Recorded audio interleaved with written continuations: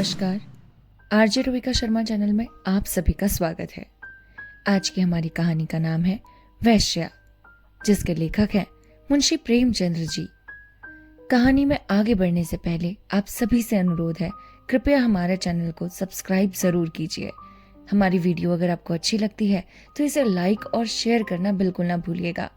आपको हमारी आवाज कैसी लग रही है? आप किस प्रकार की कहानियां सुनना चाहते हैं? कौन से लेखक की सुनना चाहते हैं? हमें कमेंट करके जरूर बताइए। या फिर आप हमें हमारे कहानी सुनाने के अंदाज के बारे में भी बता सकते हैं, क्योंकि आपका एक लाइक, शेयर और कमेंट हमारे लिए बहुत ज्यादा जरूरी है और इससे हम काफी इंस्पायर होते हैं। तो चलिए बिना समय व्यतीत किए और व्यर्थ किए हम अपनी कहानी को शुरू करते हैं। 6 महीने बाद कलकत्ते से घर आने पर दया कृष्ण ने पहला काम जो किया वह अपने प्रिय मित्र सिंगार सिंह से मातमपुरसी जाने करना था। सिंगार के पिता का आज 3 महीने हुआ देहांत हो गए थे। दया कृष्ण बहुत व्यस्त रहने के कारण उस समय न आ सका। मातमपुरसी की रस्म पत्र लिखकर अदा कर दी थी, लेकिन ऐसा एक भी दिन नहीं बीता कि सिंगार की याद ना आती हो। अभी वह 2-4 महीने और कलकत्ते रहना चाहता था, क्योंकि वहां उसने जो कारोबार जारी किया था उसे संगठित रूप में लाने के लिए उसका वहां मौजूद रहना जरूरी था, और उसकी थोड़े दिन की गैर हाजिरी से भी हानि की शंका थी। किंतु जब सिंगार की स्त्री लीला का परवाना आ पहुंचा तो वह अपने को रोक न सका। लीला ने साफ साफ तो कुछ न लिखा था, केवल उसे तुरंत बुलाया था, लेकिन दया कृष्ण को पत्र के शब्दों से कुछ ऐसा अनुमान हुआ कि वहां की परिस्थिति चिंताजनक है और इस अवसर पर उसका वहां पहुंचना जरूरी है। सिंगार संपन्न बेटा का बाप का बेटा था, बड़ा ही अल्हड़, बड़ा ही जिद्दी, बड़ा ही आराम पसंद। दृढ़ता या लगन उसे छू भी नहीं गई थी। उसकी माँ उसके बचपन में ही मर चुकी थी और बाप ने उसके पालने में नियंत्रण की अपेक्षा स्नेह से ज्यादा काम लिया था। उसे कभी दुनिया की हवा नहीं लगने दी। उद्योग भी कोई वस्तु है वह ये जानता ही नहीं था। उसके महज इशारे पर हर एक चीज सामने आ जाती। वह जवान बालक था जिसमें न अपने विचार थे न सिद्धांत। कोई भी आदमी उसे बड़ी आसानी से अपने कपट बाणों का निशाना बना सकता था। मुख्तारों और मुनीमों के दांव पेच समझना उसके लिए लोहे के चने जबाने जैसा था। उसे किसी ऐसे समझदार और हितैषी मित्र की जरूरत थी जो स्वार्थियों के हथकंडों से उसकी रक्षा करता रहे। दया कृष्ण पर इस घर के बड़े बड़े एहसान थे। उस दोस्ती का हक अदा करने के लिए उसका आना आवश्यक था। हाथ मुंह धोकर सिंगार सिंह के घर पर ही भोजन का इरादा करके दया कृष्ण उनसे मिलने चला। 9 बज गए थे। हवा और धूप में गर्मी आने लगी। सिंगार सिंह उसकी खबर पाते ही बाहर निकल आया। दया कृष्ण उसे देखकर चौंक पड़ा। लंबे लंबे केशों की जगह उसके सर पर घुंघराले बाल हंकार जैसे सिक थे। वे आंधी माले निकला हुआ था। आंखों में न आंसू थे न शौक का कोई दूसरा चिन्ह। चेहरा कुछ जर्द आवश्यक था, पर उस पर विलासिता की मुस्कुराहट थी। वह एक महीन रेशमी कमीज और मखमली जूते पहने हुआ था, मानो किसी महफिल से उठा आ रहा हो। संवेदना के शब्द दया कृष्ण के ओंठों तक आकर निराश लौट गए। वहां बधाई के शब्द ज्यादा अनुकूल प्रतीत हो रहे थे। सिंगार सिंह लपटकर उसके गले से लिपट गया और बोला, तुम खूब आए यार। इधर तुम्हारी बहुत याद आ रही थी, मगर पहले ये बतला दो वहां का कारोबार बंद कर आए या नहीं।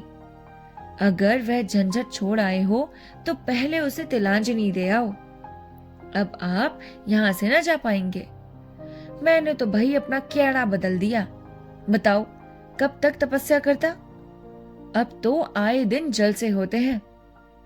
मैंने सोचा यार, दुनिया में आए और कुछ दिन सैर सपाटे का आनंद भी नहीं लिया तो क्या किया, नहीं तो एक दिन यूं ही हाथ मलते चले जाएंगे, कुछ भी साथ न जाएगा। दया कृष्ण विस्मय से उसके मुंह की ओर ताकने लगा। यह वही सिंगार है या कोई और? बाप के मरते ही इतनी तब्दीली। दोनों मित्र कमरे में गए, सोफे पर बैठे। सरदार साहब के सामने इस कमरे में फर्श और मनसद थी, अलमारी थी। जब दर्जनों गद्देदार सोफे और कुर्सियां हैं, कालीन का फर्श है, रेशमी पर्दे हैं, बड़े बड़े आईने हैं। सरदार साहब को संचय की धुन थी, सिंगार को उड़ाने की धुन है। सिंगार ने एक सिगार जलाकर कहा, तेरी बहुत याद आती थी यार, तेरी जान की कसम। दया कृष्ण ने शिकवा किया, क्यों झूठ बोलते हो भाई, महीनों गुजर जाते थे, एक खत लिखने की तो आपको फुर्सत ना मिलती थी। मेरी याद आती थी, सिंगार ने अल्हड़पन से कहा। बस इसी बात पर मेरी सहमत का एक जाम पियो। अरे यार, इस जिंदगी में और रखा क्या है, हंसी खेल में जो वक्त कट जाए उसे गनीमत समझो। मैंने तो ये तपस्या त्याग दी, अब तो आए दिन जलसे होते हैं। कभी दोस्तों की दावत है, कभी दरिया की सैर, कभी गाना बजाना, कभी शराब के दौर। मैंने कहा लाओ कुछ दिन मैं बाहर भी देख लूं, हसरत क्यों दिल में रह जाए। आदमी संसार में जो कुछ भोगने के लिए आता है, यही जिंदगी के मजे हैं। जिसने ये मजे नहीं चखे उसका जीना वृथा है। बस दोस्तों की मजलिस हो, बगल में माशूक हो और हाथ में प्याला हो, इसके सिवा मुझे और कुछ ना चाहिए। उसने अलमारी खोलकर एक बोतल निकाली और 2 गिलासों में शराब डालकर बोला, यह मेरी सेहत का जाम है, इनकार न करना, मैं तुम्हारी सेहत का जाम पीता हूं। दया कृष्ण को कभी शराब पीने का अवसर न मिला था। वह इतना धर्मात्मा तो ना था कि शराब पीना पाप समझता। हाँ, उसे दुर्व्यसन जरूर समझता था। गंध ही से उसका जी मितलाने लगा। उसे भय हुआ कि वह शराब का ट चाहे मुंह में ले ले, उसके कंठ के नीचे नहीं उतर सकता। उसने प्याले को शिष्टाचार के तौर पर हाथ में ले लिया, फिर उसे ज्यों का त्यों मेज पर रखकर बोला, तुम जानते हो मैंने कभी नहीं पी, इस समय मुझे क्षमा करो। 10-5 दिन में यह फन भी सीख जाऊंगा, मगर ये तो बताओ अपना कारोबार भी कुछ देखते हो या इसी में पड़े रहते हो? सिंगार ने अरुचि से मुंह बनाकर कहा, उफ, क्या जिक्र तुमने छेड़ दिया यार। कारोबार के पीछे इस छोटी सी जिंदगी को तबाह नहीं कर सकता। न कोई साथ लाया है न साथ ले जाएगा। पापा ने मर मर कर धन संचय किया, क्या हाथ लगा, 50 तक पहुंचते पहुंचते चल बसे। उनकी आत्मा अब भी संसार के सुखों के लिए तरस रही होगी। धान छोड़कर मरने की फाके मस्त रहना कहीं अच्छा है? धान की चिंता तो नहीं सताती, पर ये हाय हाय तो नहीं होती कि मेरे बाद क्या होगा। तुमने गिलास मेज पर रख दिया, जरा पियो, आंखें खुल जाएगी, दिल हरा हो जाएगा। और लोग सोडा और बर्फ मिलाते हैं, मैं तो खालिस पीता हूं। इच्छा हो तो तुम्हारे लिए बर्फ मंगाऊं? दया कृष्ण ने फिर माफी मांगी, मगर सिंगार गिलास पर गिलास पीता गया। उसकी आंखें लाल लाल निकल आई, ऊल जलूल बकने लगा, खूब डिंगे मारी, फिर बेसुरे राग में एक बाजारू गीत गाने लगा। अंत में उसी कुर्सी पर पड़ा पड़ा बेसुधा हो गया। सहसा पीछे का पर्दा हटा और लीला ने उसे इशारे से बुलाया। दया कृष्ण की धामनियों में सद्गुण वेग से रक्त दौड़ने लगा।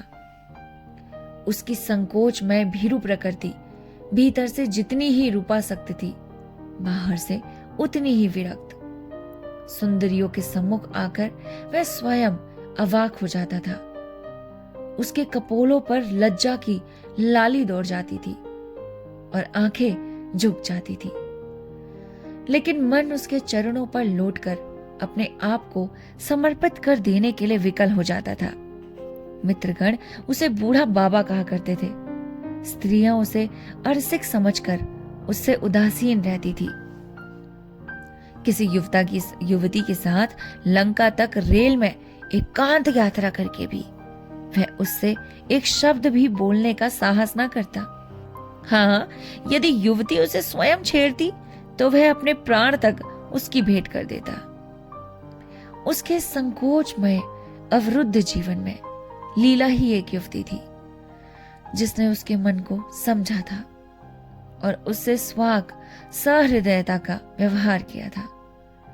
तभी से दया कृष्ण मन से उसका उपासक हो गया। उसके अनुभव शून्य हृदय में लीला नारी जाति का सबसे सुंदर आदर्श थी। उसकी प्यासी आत्मा को शरबत या लेमनेड की उतनी इच्छा न थी जितना ठंडे मीठे पानी की। लीला के रूप में लावण्य है, सुकुमारता है, इन बातों की ओर उसका ध्यान न था। इससे ज्यादा रूपवती, लावण्यमयी और सुकुमार युवतियां उसने पार्कों में देखी थी। लीला में सहृदयता है, विचार है, दया है, इन्हीं तत्वों की ओर उसका आकर्षण था। उसकी रसिकता में आत्मसमर्पण के सिवा और कोई भाव न था। लीला के किसी आदेश का पालन करना उसकी सबसे बड़ी कामना थी। उसकी आत्मा की तृप्ति के लिए इतना काफी था। उसने कांपते हाथों से पर्दा उठाया और अंदर आकर खड़ा हो गया और विस्मय भरी आंखों से उसे देखने लगा। उसने लीला को यहां ना देखा होता तो पहचान भी न सकता। वह रूप, यौवन और विकास की देवी इस तरह मुरझा गई थी जैसे किसी ने उसके प्राणों को चूस कर निकाल लिया हो। करुण स्वर में बोला, ये तुम्हारा क्या हाल है लीला? बीमार हो क्या? मुझे सूचना तक न दी। लीला मुस्कुरा कर बोली, तुमसे मतलब? मैं बीमार हूं या अच्छी हूं, तुम्हारी बला से। तुम तो अपने सैर सपाटे करते हो। 6 महीने के बाद जब आपको याद आई है तो पूछते हो बीमार हो? मैं उस रोग से ग्रस्त हूं जो प्राण लेकर ही छोड़ता है। तुमने इन महाशय की हालत देखी? उनका ये रंग देखकर मेरे दिल पर क्या गुजरती है, यह क्या मैं अपने मुंह से कह सकूंगी? तभी समझोगे। मैं अब इस घर में जबरदस्ती पड़ी हूं और बेहयाई से जीती हूं। किसी को मेरी चाह या चिंता नहीं है। पापा क्या मरे, मेरा सुहाग ही उठ गया। कुछ समझती हूं तो बेवकूफ बनाई जाती हूं। रातों रात भर ना जाने कहां गायब रहते हैं। जब देखो नशे में मस्त, हफ्तों घर नहीं आते कि 2 बातें कर ले। अगर इनके यही ढंग रहे तो साल 2 साल में रोटियों के मोहताज हो जाएंगे। दया ने पूछा, अरे यह लत इन्हें कैसे पड़ गई? ये बातें तो इनमें ना थी।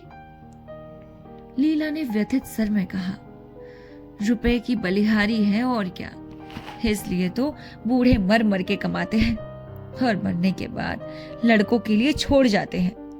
अपने मन को समझाते होंगे कि मरने के बाद लड़कों का क्या होगा। अपने मन में वो भी सोचते होंगे हम लड़कों के लिए बैठने का ठिकाना किए जाते हैं। मैं कहती हूं तुम उनके सर्वनाश का सामान किए जाते हो, उनके लिए जहर बोए जाते हो। पापा ने लाखों रुपए की संपत्ति न छोड़ी होती तो आज ये महाशय किसी काम में लगे होते। कुछ घर की चिंता होती, कुछ जिम्मेदारियां होती, नहीं तो बैंक से रुपए निकाले और उड़ाए। वे सीधे मार्ग पर आ जाएंगे तो मुझे जरा भी दुख ना होता। पर मुझे तो यह भय है कि ऐसे लोग फिर किसी काम के नहीं रहते, या तो जेल खाने में मरते हैं या अनाथालय में। आपकी एक वेश्या से आशनाई है, माधुरी नाम है, और वह इन्हें उल्टे छुरे से मूड रही है जैसे उसका धर्म है। आपको ये खब्द हो गया कि वह मुझ पर जान देती है। उससे विवाह का प्रस्ताव भी किया जा चुका है। मालूम नहीं उसने क्या जवाब दिया। कई बार जी में आया कि जब यहां किसी से कोई नाता नहीं है तो अपने घर चली जाऊं, लेकिन डरती हूं तब तो यह और भी स्वतंत्र हो जाएंगे। मुझे किसी पर विश्वास है तो वह तुम हो, इसलिए तुम्हें बुलाया है कि शायद तुम्हारे समझाने बुझाने का कुछ असर हो। अगर तुम भी असफल हुए तो मैं एक क्षण यहां न रह सकूंगी। भोजन तैयार है, चलो कुछ खा लो। रामकृष्ण ने सिंगार सिंह की ओर संकेत करते हुए कहा, और यह तो अब कहीं 2-3 बजे चेतेंगे, बुरा ना मानेंगे। अब मैं इनकी बातों की परवाह नहीं करती।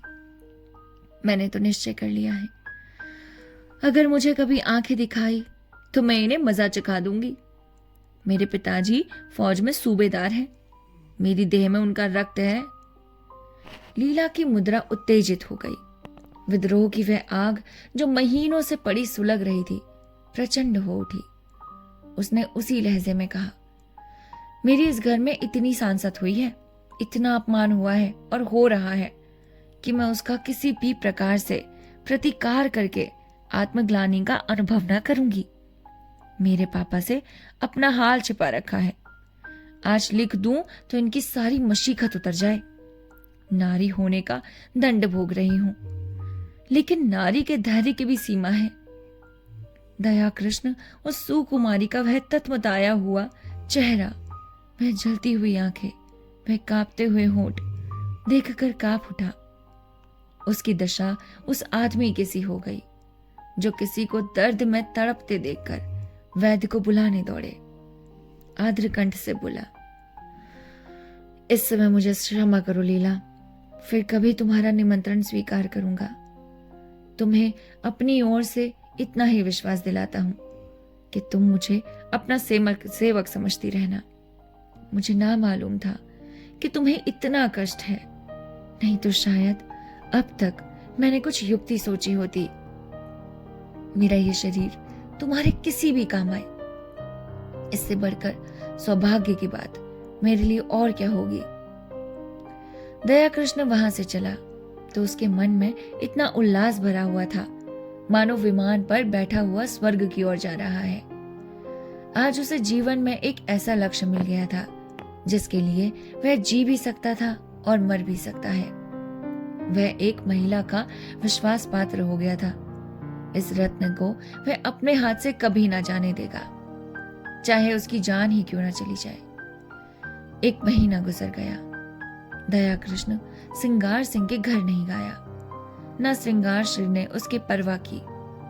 इस एक ही मुलाकात में उसने समझ लिया था कि दया इस नए रंग में आने वाले आदमी नहीं है। ऐसे सात्विक जनों के लिए उनके यहाँ स्थान न था।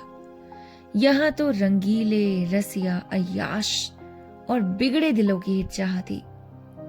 हाँ, लीला को हमेशा उसकी याद आती रही, मगर दया कृष्ण के स्वभाव में अब भी संयम नहीं है।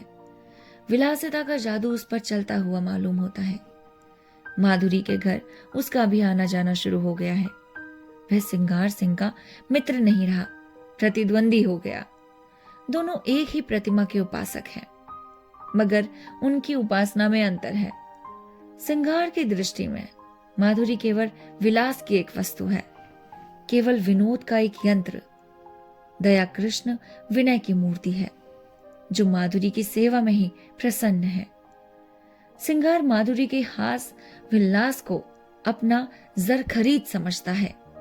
दया कृष्ण इसी में संतुष्ट है कि माधुरी उसकी सेवाओं को स्वीकार करती है। माधुरी की ओर से जरा भी अरुचि देखकर वह उसी तरह बिगड़ जाएगा जैसे अपनी प्यारी घोड़ी की मुंहजोरी पर। दया कृष्ण अपने को उसको कृपा दृष्टि के योग्य नहीं समझता। श्रृंगार जो कुछ माधुरी को देता है, गर्व भरे आत्म प्रदर्शन के साथ, मानो उस पर कोई एहसान कर रहा हो। दया कृष्ण के पास देने को है ही क्या, पर वह जो कुछ भेंट करता है वह ऐसी श्रद्धा से मानो देवता को फूल चढ़ाता हो। श्रृंगार का आसक्त मन माधुरी को अपने पिंजरे में बंद करना चाहता है, जिसमें उस पर किसी की निगाह न पड़े। दया कृष्ण निर्लिप्त भाव से उसकी स्वच्छंद क्रीड़ा का आनंद उठाता है। माधुरी को अब तक जितने आदमियों से साबिका पड़ा था वह सब सिंगार के सिंह की तरह ही कामुकी, ईर्ष्यालु, दंभी और कोमल भावों से शून्य थे, रूप को भोगने की वस्तु समझने वाले। दया कृष्ण उन सबों से अलग था, सहृदय, भद्र, सेवाशील, मानो उस पर अपनी आत्मा को समर्पण कर देना चाहता हो। माधुरी को अब अपने जीवन में कोई ऐसा पदार्थ मिल गया है जिसे वह बड़ी एहतियात से संभाल कर रखना चाहती है। जड़ाऊ गहने अब उसकी आंखों में इतने मूल्यवान नहीं रहे जितनी वह फकीर की दी हुई तावीज। जड़ाऊ गहने हमेशा मिलेंगे, यह तावीज खो गई तो फिर शायद ही कभी हाथ आएंगे।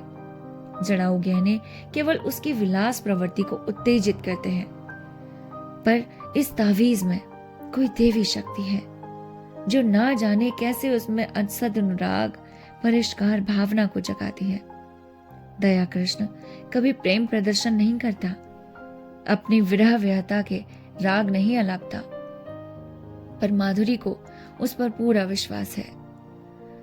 सिंगार सिंह के प्रताप में उसे बनावट और दिखावे का आभास होता है। वह चाहती है यह जल्द यहां से टले, लेकिन दया कृष्ण के संयत भाषण में उसे गहराई, गांभीर्य और गुरुत्व का आभास होता है। औरों की वह प्रेमिका है, लेकिन दया कृष्ण की आशिक, जिसके कदमों की आहट पाकर उसके अंदर एक तूफान उठने लगता है। उसके जीवन में यह नई अनुभूति है। अब तक वह दूसरों के भोग की वस्तु थी, अब कम से कम एक प्राणी की दृष्टि में वह आदर और प्रेम की वस्तु है। सिंगार सिंह को जब से दया कृष्ण के इस प्रेमाभिनय की सूचना मिली है, वह उसके खून का प्यासा हो गया, ईर्ष्याग्नि से फूका जा रहा। उसने दया कृष्ण के पीछे कोई शोहदे लगा रखे हैं, वे उसे जहां पाए उसका काम तमाम कर दे। वह खुद पिस्तौल लिए उसकी टोह में रहता है। दया कृष्ण इस खतरे को समझता है, जानता है, और उसने अपने नियत समय पर माधुरी के बिना पास नागा आ जाता है।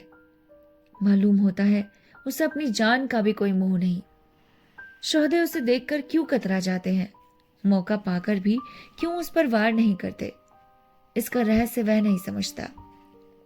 एक दिन माधुरी ने उससे कहा, कृष्ण जी, तुम यहां ना आया करो, तुम्हें पता नहीं है, पर यहां तुम्हारे 20 दुश्मन हैं।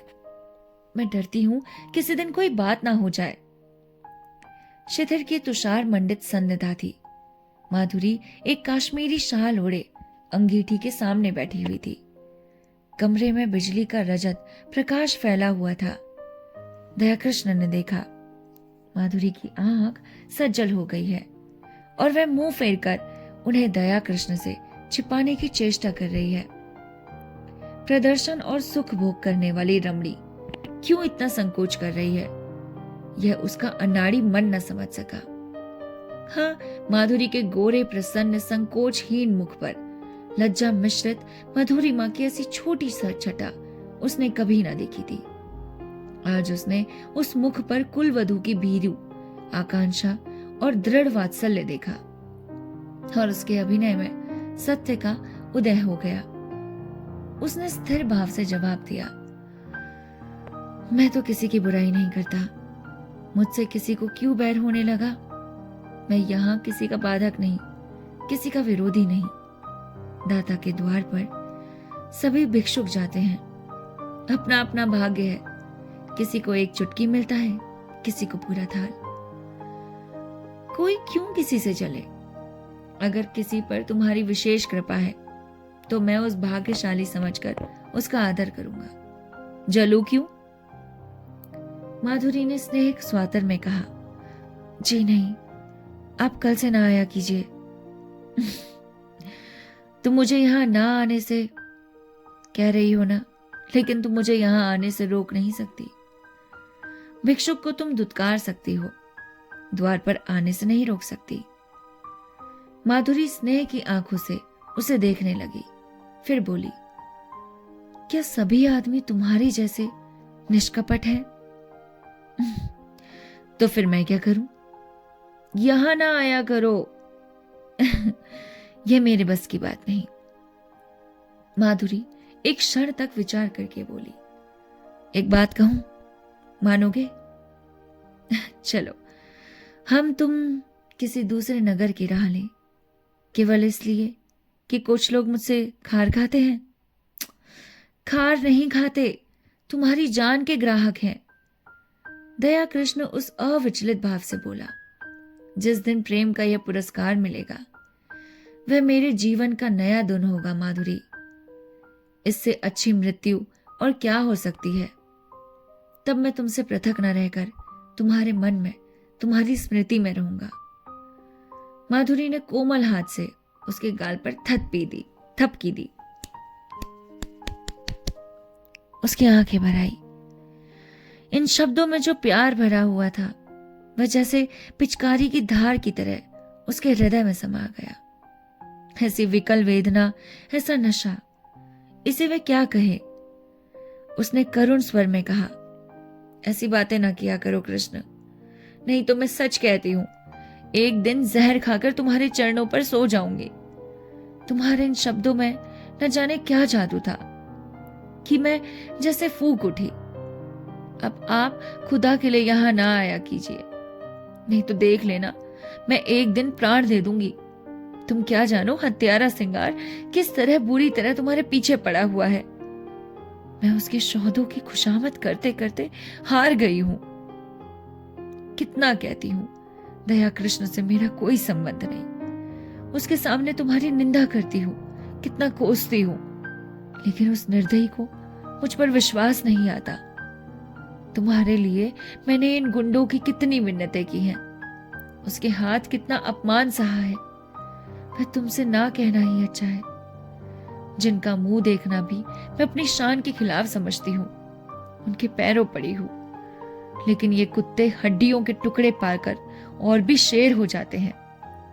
मैं अब उनसे तंग आ गई हूँ और तुमसे हाथ जोड़कर कहती हूँ कि यहां से किसी ऐसी जगह चले जाओ जहां हमें कोई ना जानता हो, वहां शांति के साथ पड़े रहें।